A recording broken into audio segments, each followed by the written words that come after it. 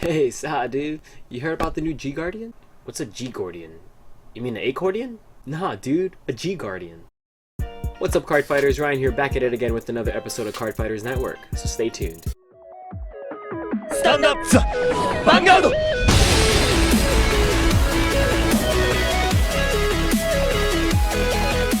So today we're going to be talking about G Guardians. Now, what the heck is a G Guardian? So far we know that thanks to G Guardians, the G Zone has now been expanded to up to 16 cards.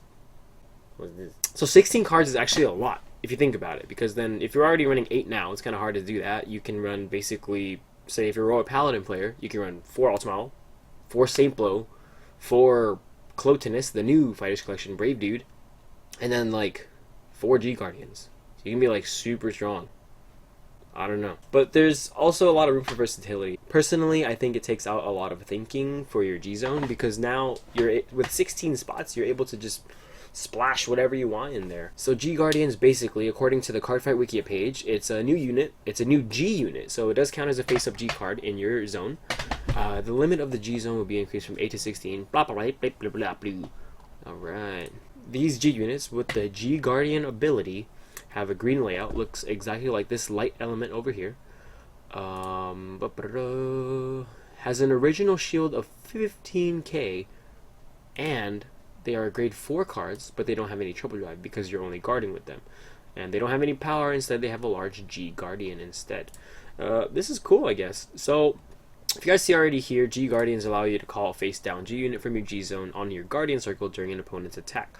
While you and your opponent have a grade 3 or greater Vanguard, you must also have 3 or less face-up G Guardians in your G zone. Biggest concern about this was I didn't want them to be able to G guard first. But right here it says that you can have, as long as you both are at grade 3. So basically, if you have a heal trigger at the first stride of your opponent, meaning you rode to 3 first, and then they ride to 3, and then they stride, you're able to G-guard against them, and then your turn, you basically have GB1 open because you have a face-up Cray Elemental, or whatever, G-Guardian I mean, and so you would be able to use GB2 skills, or whatever they're called, so such as Phantom Blast or Diablo. You can go into Saint Blow, you can go into Ultima right away, and Superior Call with those GB2 skills. So I feel like this is, it's kind of broken. It's like not fair. Like your first stride can potentially be next stage or any of those big power play hitters, which is poop, because GB2 is active basically on your first stride. So I don't know if that's something I would want, but I'm sure they're gonna have something different. But that's just my opinion. So here also, during the steps, however, during the guard step of your opponent's turn, you can discard a heal trigger, and then discard it, and then you can pay the cost. You call G Guardian from face down into face up and rest on your Guardian circle. This is pretty cool. It doesn't count as a normal call, so it's basically a superior guard or whatever, kind of like Gurgit.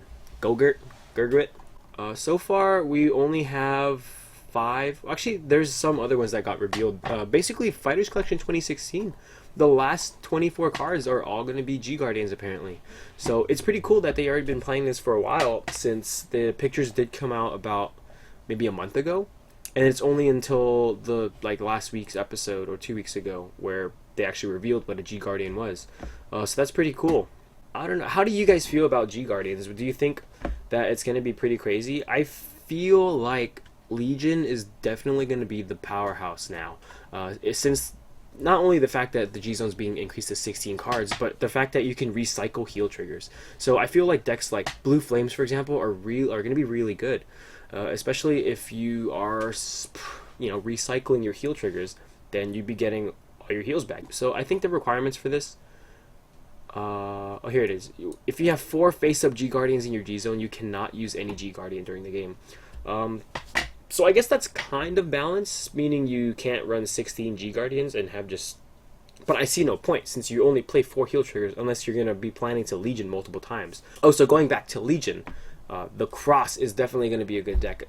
Again, considering the fact that even though it has somewhat kind of a hand power, if you're running a 6 crit 6 draw kind of deck, the fact that you can send back your heals and your X's and whatever, or not X's, but the N's or whatever you're sending back, and potentially keep getting these heals for extra guard power from your G zone, and not only perfect guards or whatever, like that's going to be a pretty good deck. Adds a little bit more consistency to them. I mean, at least I think so.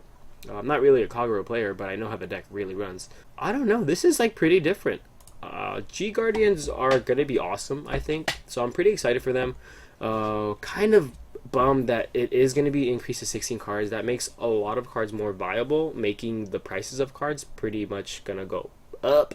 I mean, right now, people would build their decks around 8 G-Zone cards, an 8 limit, meaning there's obviously cards that have potential, but one kind of outshadows it, and then that's why the other card is cheaper and not in use, in this one being this. So now, since both are going to be viable in more space, the prices are both going to be up. And that's not really a good thing that I really want to do. So hopefully Bushy's going to make some kind of new print or reprint some cards for us or something, but I don't know. I'm still pretty excited for the Fighters Collection 2016. Let us know what you guys think. I still think that it's pretty awesome, and I really feel that we can, like any other thing that happened to Vanguard. So we got Limit Break, we got Legion, we got Ultimate Breaks, we got Break Rides, we got whatever, we got Strides.